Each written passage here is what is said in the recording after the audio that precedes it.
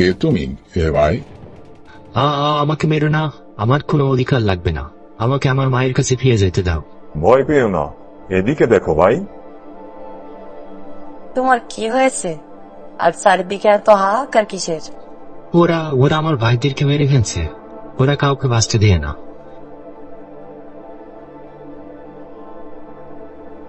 যারা অধিকার চাইছে ওরা সবাইকে মেরে ফেলবে। ওরা কারা? তুমি কাদের কথা বলছো? ওরা তোমাদেরই নাতি। আমাদের নাতি? হ্যাঁ, ওরা মুক্তিযোদ্ধাদের নাতি। সাধারণ মানুষ ন্যায্য অধিকার চাইলে তারা বলে আমরা সবাই নাকি রাজাকারের বাচ্চা, আমাদের সবাইকে বাংলা ছাড়তে হবে। তা মেধাবীদেরকে দমিয়ে রেখেছে, কোটাদারি আর নেতার পাঁচাটা কর্মীরাই নাকি দেশ চালাবে। এটা কেমন কথা?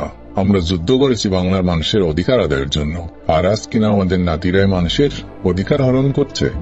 তারা নেতার কথায় ভাই ভাইকে গুলি করছে, গুলি খাইছে একটা। যেন তারা নেতার কেনা গোলাম হয়ে গেছে।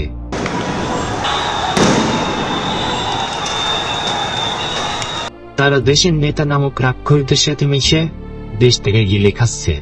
আমার সোনার বাংলা তো দেখি আজ আবার পরাধীন হয়ে গেছে।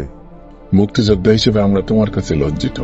আমরা লজ্জিত পুরো ছাত্র সমাজের কাছে, আমরা লজ্জিত বাঙালি জাতির কাছে। মানুষের অধিকার হরণ করে, মানুষকে হত্যা করে তারা কিভাবে নেতার পরিচয় দেয়? তারা তো জালিম। এই নাও, যাও তোমার ভাইদের পাশে দাঁড়াও, যারা আজ এই জুলুমের শিকার। জালিমদের বিরুদ্ধে যুদ্ধ করে আমার সোনার বাংলাকে আবার স্বাধীন করো।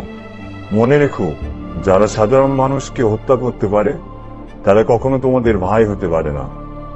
জন্মদাতা মায়ের কাছে তখনই ফিরো যখন তোমার দেশ মাকে অন্যায়ের হাত থেকে মুক্ত করতে পারবে।